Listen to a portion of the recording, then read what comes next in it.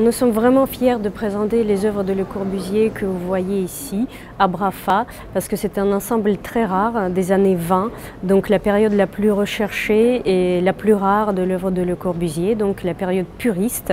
C'est un collage qui a des bonnes dimensions, une composition très forte, exactement parce qu'on parle des années 20, de quelque chose de très construit.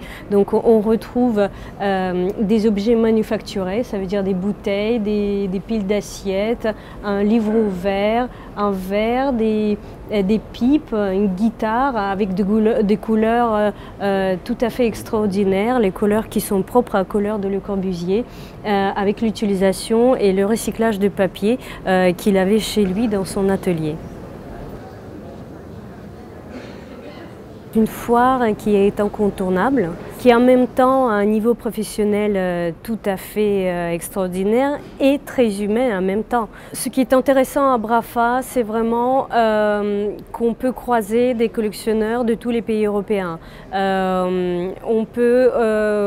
Hier, par exemple, on a vu tous les collectionneurs parisiens qui ont défilé. Les journées précédentes, c'était plutôt des Belges. Là, on rencontre un peu plus d'Italiens.